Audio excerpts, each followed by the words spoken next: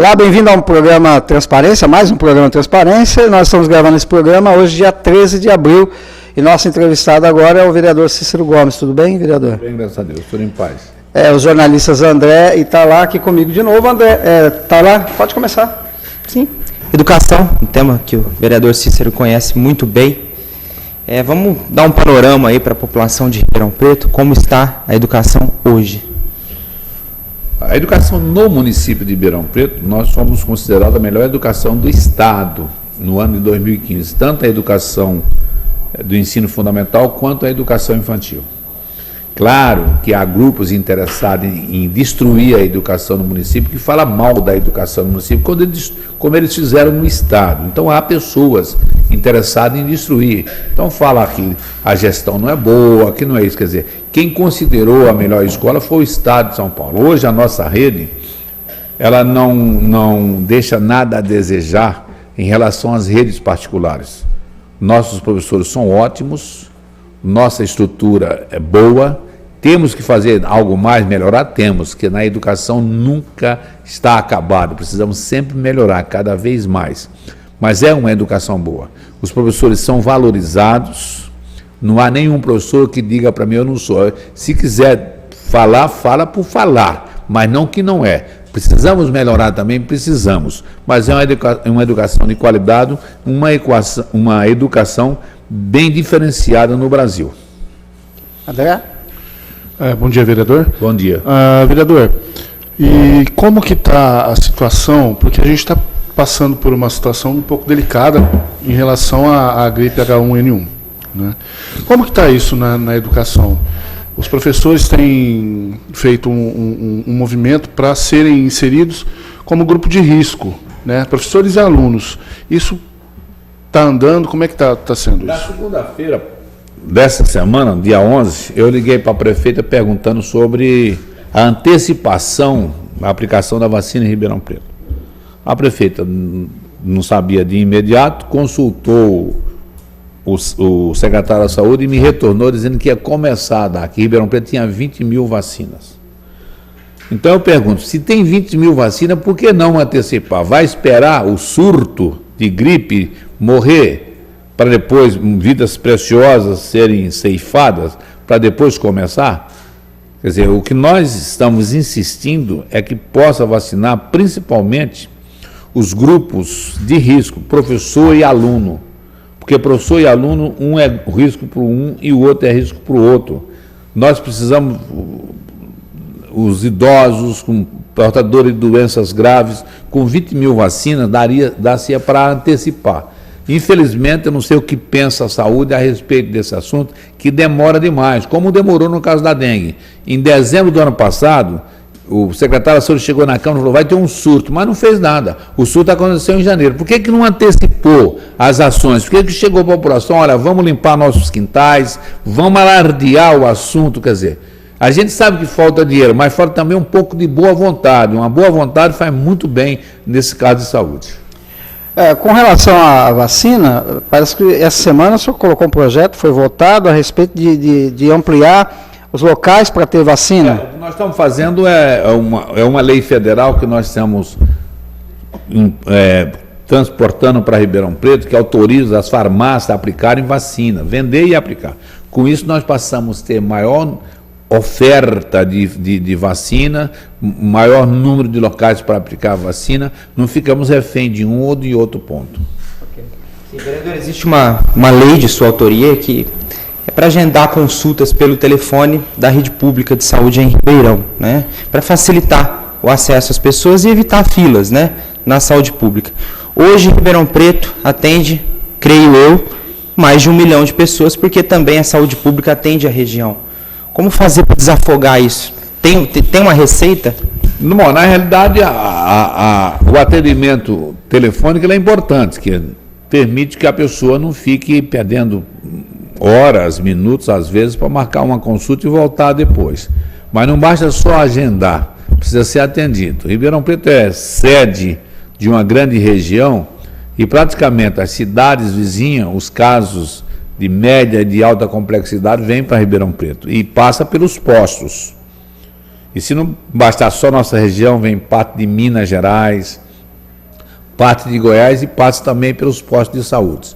Então é um problema seríssimo e que não dá para resolver só. Ribeirão Preto não pode, de forma alguma, dizer que não vai atender, porque o sistema é universal, ele é único e atende todo mundo. O que nós precisamos mais é os nossos prontos atendimentos aqui em Ribeirão Preto ter melhores condições. Não é possível ter um pronto atendimento com R1 e com R2. Tem que ter profissionais já calejados, digamos assim, há mais tempo na rede trabalhando. Tem que ter um cardiologista, um neurologista e um clínico geral. Isso não é difícil de colocar. Porque não é possível ter um plantão sem essas pessoas. Você não tem um R1, um R2, está fazendo a residência, não viu muitos filmes ainda na saúde. Então nós precisamos ter isso. Isso eu tenho falado e tenho cobrado da própria prefeita que melhore essa situação. Sim, a verba repassada para a saúde, ela é injusta ainda? A verba de 15% Não, a verba de 15%, se bem trabalhada, não é um montante aí que é exorbitante, mas dá para fazer uma saúde de qualidade.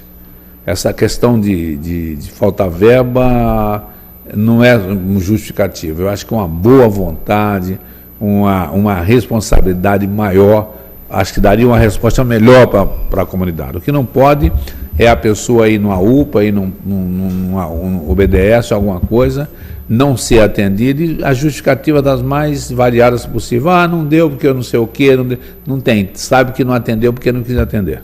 André? Vereador Cícero, alguns funcionários da educação têm vindo, e alguns movimentos sociais também têm vindo à Câmara para protestar sobre possíveis mudanças no Plano Municipal de Educação. Quais são essas mudanças que eles não querem que ocorra? E o senhor sabe se haverá algum tipo de mudança? Assim? Bom, na realidade, os planos, de uma maneira geral, são diretrizes. E o que está em jogo aí nesse Plano Municipal de Educação não é o plano como um todo. O plano como um todo, eu acho que ele é importante. São duas coisas: ideologia de gênero e eleição para diretor, que não seria eleição, eu entendo que deveria ser uma gestão democrática. Como que é uma gestão democrática? Parte do princípio que eu tenho que consultar os professores na rede, parte do princípio que eu tenho que consultar os pais, não com eleição, não sei se seria o melhor caso. Então isso precisa ser discutido. Então há muitos interesses no Plano Municipal de Educação que foge à própria educação, pessoas outras que querem discutir o plano quando não participam do Plano Municipal, apesar de que o plano ele não é só da educação no município, é um plano para todo o município, engloba as escolas particulares, engloba as escolas públicas, mas na realidade o maior interessado hoje é o município de Ribeirão Preto na sua escola pública. Né? Como é que o senhor vê aproveitando aqui o gancho, você falou de movimentos sociais, mas como que o senhor vê esses movimentos sociais, alguns, atuando supostamente para representar os professores do município, quando na verdade eles são professores do Estado? Bom, eu acho que o movimento social é importante, nós não discutimos a participação popular. A participação popular ela é importante, desde que se discuta com inteligência, não com ódio, não com raiva, mas se discuta o assunto, venha para tentar resolver o assunto. E eu acho que em cada caso é um caso, né? O professor do Estado deve discutir a educação no município, mas as coisas particulares do Estado para o Estado, a coisa particular do município para o município. Sim, outra lei que a gente pode destacar, que é um projeto de sua autoria, foi o Catatrecos, que é um caminhão da prefeitura que passa recolhendo os entulhos das ruas, né?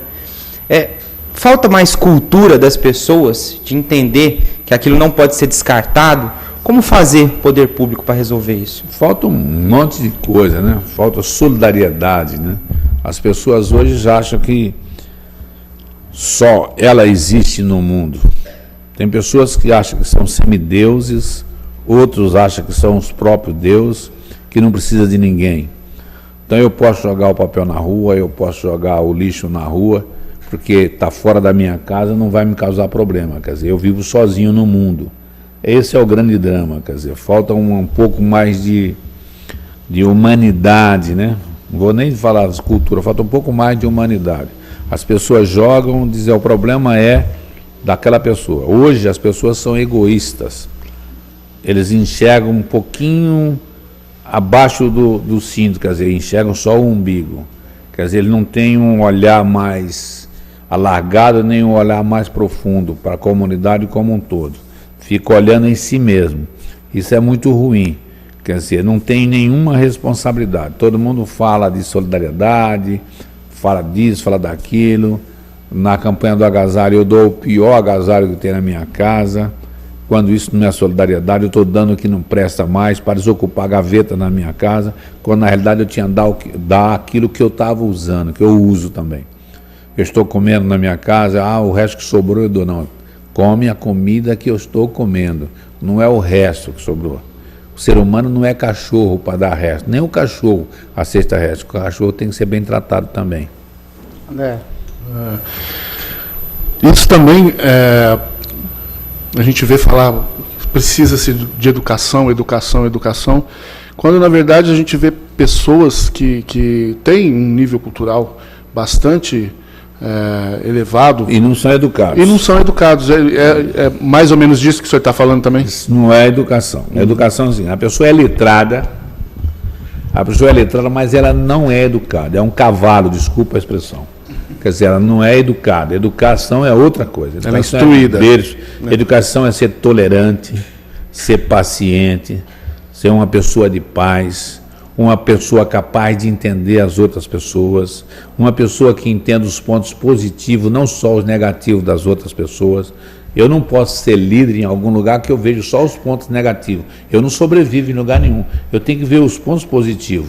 Em um grupo, por exemplo, vamos pegar na Câmara. Se você começar a ver só os pontos negativos dos funcionários, você vai embora para casa, porque todos nós temos um ponto negativo. Então você tem que ver as coisas positivas. Então pessoas que têm que ter uma visão maior, uma visão alargada do todo. Então são pessoas que fizeram faculdade, que aprenderam a ler, que aprenderam a escrever, que aprenderam até a interpretar um texto, mas na realidade não são educadas.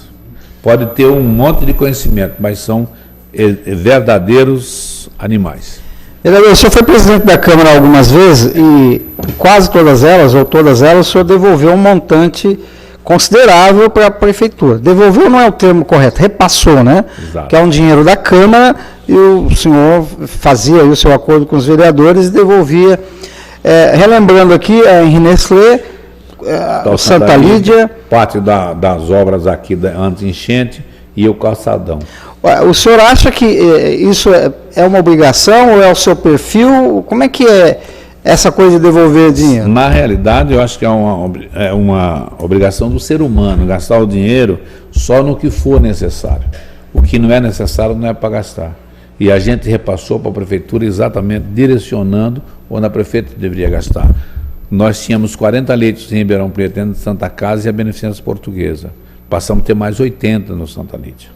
Então nós repassamos 6 milhões e 300 na época. A Ernestrê, quase 80 mil moradores na Zona Leste,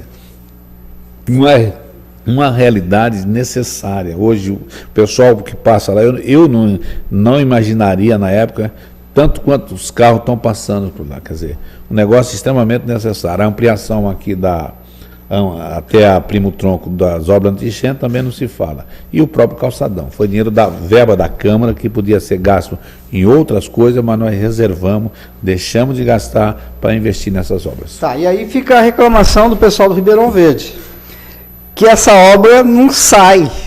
Bom, a obra do Ribeirão Verde, essa semana, acho que pelo menos chegamos a um bom termo. Nós já abrimos um crédito especial no valor de 33 milhões de reais, que é exatamente para a obra do Ribeirão Verde. Já licitada, já 8 ou 10 firmas já participaram da licitação, primeiro momento, quer dizer, eu tenho a impressão que no máximo 30, 60 dias as obras estão começando lá. Que já deveriam, essas obras, ter sido feitas há mais de 4 anos, se não fossem os problemas que foram criados para que essa obra não tivesse início. Ok. Em ano eleitoral a gente sabe que casas políticas têm os ânimos mais acirrados, mais difíceis.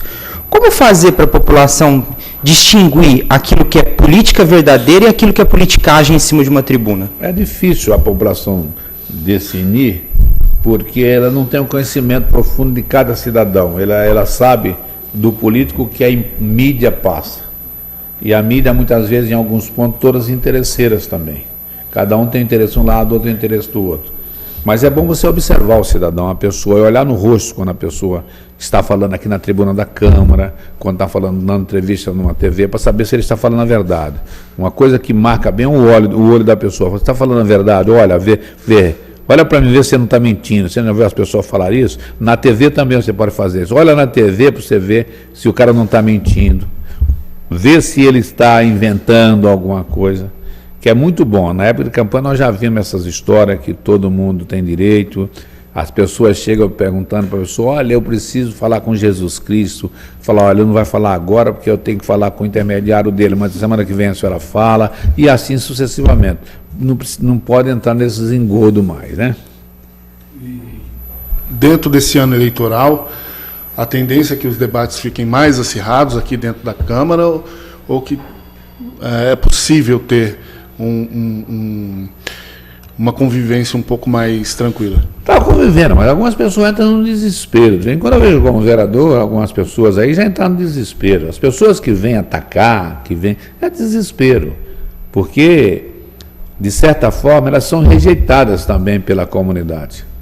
Quando a pessoa não tem onde ir, a comunidade diz, opa, eu não quero você na minha casa. Aí ele entra no desespero, ele tem que atacar, criar um fato novo para ver se elege vereador, se elege prefeito, se elege deputado, ele cria um fato novo. Mas as pessoas já disseram, olha, eu não quero você que você vá na minha casa. Essa é a realidade. E a pessoa tem que entender, tem que ocupar o espaço que lhe é permitido. Não pode agredir as outras pessoas para ocupar espaço. O senhor algumas vezes já se manifestou contrário à forma que que são feitas as licitações. O poder público é muito lento.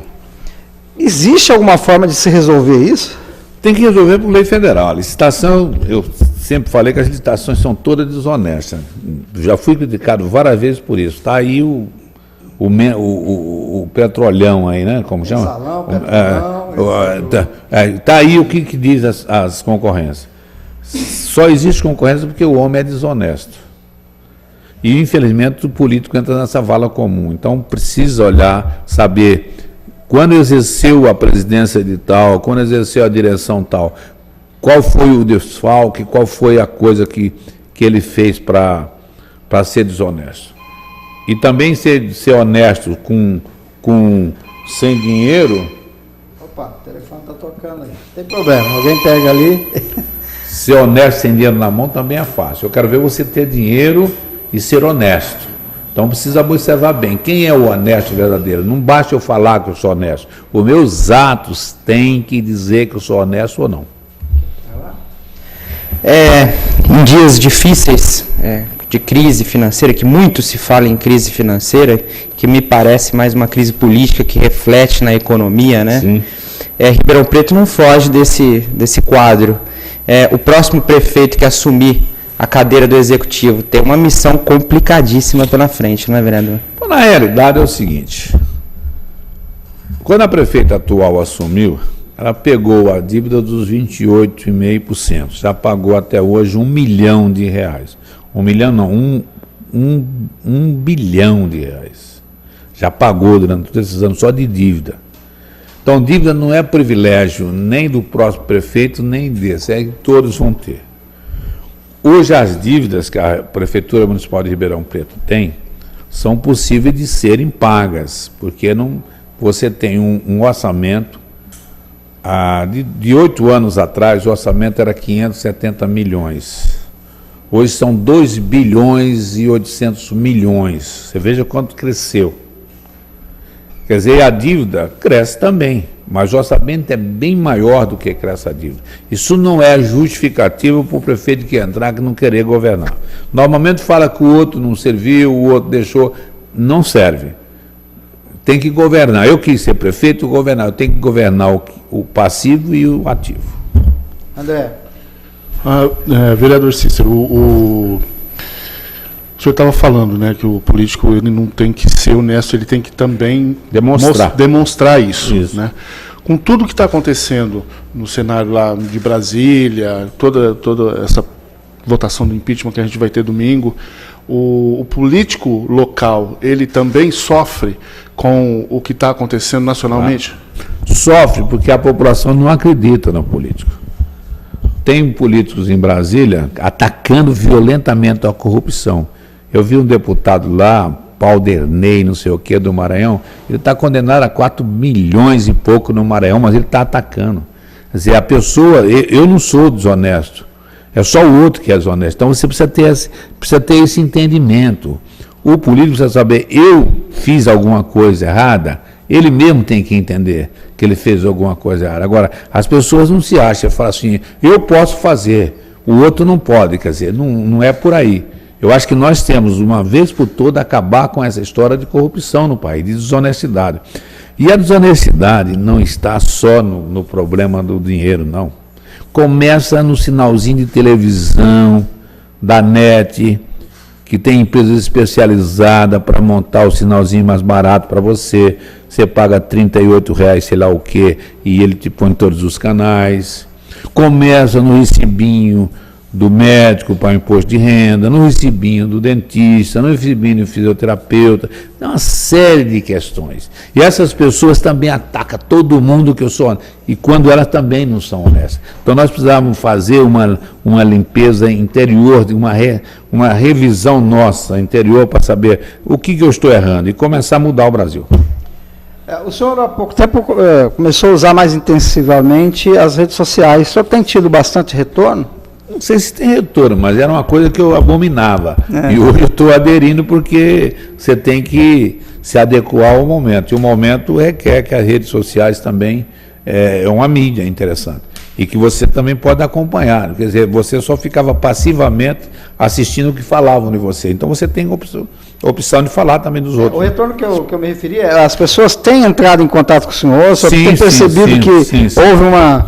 Muita, a diferença é muito grande. As pessoas têm entrado em contato, as pessoas se comunicam também via mídia, é mais fácil marcar, quer falar comigo, avisa, eu mando, vir no meu gabinete, é interessante isso. E o senhor responde quando tem crítica, o senhor responde também? Também quando tem crítica. Quando tem crítica eu respondo. Claro que tem alguns que entram para atacar, quer dizer, eu não conheço a pessoa, não sei quem é a pessoa, como todos os políticos. E eles atacam os políticos, né? Quer dizer, são aqueles raivosos, aquelas pessoas que vivem de raiva, vivem com ódio da humanidade, então tem ódio do outro. Eu gostaria de dizer para esses raivosos que eu não tenho ódio de ninguém, eu vivo num mundo em paz, vivo num mundo feliz, tranquilo, eu não tenho nenhum problema, isso eu falo de coração, olhando no olho, eu não tenho nenhum problema contra as pessoas podem ter, às vezes a gente sem conhecer, sem nada é atacado, mas eu não vou fazer o mesmo, eu não vou descer o nível tão quanto eles. Bom, é bom entrevistar porque ele edita, né? Então a gente tem que fazer bastante perguntas. Vamos lá. Vamos lá. O que o Cícero Gomes diria para um jovem que tem vontade de entrar para a política? Qual seria seu conselho? A política é ótima. Quem não presta são os homens que exercem. A política é boa. A política, nós fazemos política todos os dias. Oxalá se todos nós fizéssemos uma ação. A política é a ação positiva a favor da outra pessoa, ser útil na vida da outra pessoa. Oxalá se a gente tivesse todo dia uma ação em favor de uma outra pessoa. Hoje eu peguei o velhinho lá, atravessando a rua, ajudei, dei a mão. Um jovem poderia começar a aprender a fazer isso. Hoje eu tive que limpar a calçada do meu vizinho que estava suja. Eu não joguei o lixo varri minha calçada, joguei na calçada do vizinho. Ele aprende a fazer política assim. Aprende a fazer política respeitando as outras pessoas e sendo útil na vida da outra pessoa. Isso é política. A política é para ser útil. O cara fala, política é isso e aquilo. Não, a política é interessante quando ela é bem direcionada para todos. André? E o que a gente precisa, vereador, para que isso aconteça? Para que essa mudança no pensamento das pessoas em relação à política aconteça e que esse tipo de política seja praticado?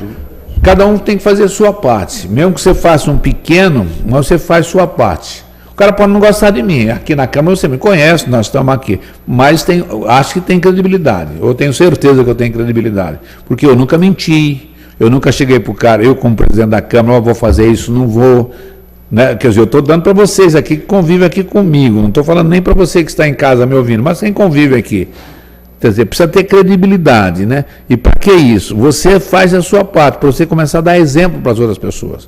Infelizmente, não é possível você atingir todas, mas atinja a sua parte, atinja com quem você vive, para as pessoas aprenderem que no mundo, mais uma vez, ela é importante se as outras pessoas forem importantes para ela.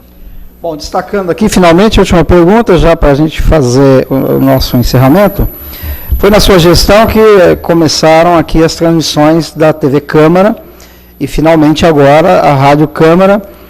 O senhor pensa que a transparência ou essa comunicação, publicidade, ela é um dos pilares da democracia? As pessoas precisam saber o que vocês estão fazendo aqui? Claro, importantíssimo. A implantação da TV Câmara fez com que muitas pessoas que não compareciam à sessão possam assistir à sessão de casa, aqueles que gostam de política, ou se não toda a sessão, parte da sessão, sabe o que está acontecendo, o grupo que tem interesse num determinado projeto acompanha, sabendo se o projeto foi votado, o rádio, que também foi na minha gestão que eu pedi, a estação de rádio, também vai poder transmitir, fazer com que as pessoas saibam o que aconteceu na Câmara ontem. Eu tenho informações. E nós, na nossa aldeia aqui, precisamos estar bem informados do que acontece na nossa aldeia. Saber o que aconteceu na Câmara, aconteceu na Prefeitura. Enfim, nós vivemos numa comunidade que nós precisamos nos interagir com as outras pessoas, saber o que acontece e dar a nossa contribuição. Então, um meio de comunicação, a TV é um meio, não só a transparência, que é importantíssima, mas também essa interação entre poderes e entre governantes e governados. Para terminar, o seu recado para o munícipe? Dizer para ele que é um ano de campanha política, ter muita serenidade, inteligência, decidir do jeito que você queira decidir, mas sempre pensando que aquela pessoa em que você vai escolher, aquela pessoa que você vai votar, é a pessoa que realmente te representa. Ninguém representa todos os segmentos, mas um determinado segmento você está representando. Então, o seu representante do determinado segmento, seja realmente aquela pessoa que você votou e que não vota enganado. Nós, costumeiramente, nos encontramos nos corredores da Câmara, ou na rua, estou decepcionado com a política. Não, a pessoa não está decepcionada com a política, está decepcionado com o político que ele escolheu e votou, que foi injusto com ele. Obrigado pela sua participação. Muito obrigado. Com disposição. E vocês também, obrigado, viu? E você que acompanha a nossa programação, continue com a gente, tem mais por aí. Tchau. Só um minutinho aí.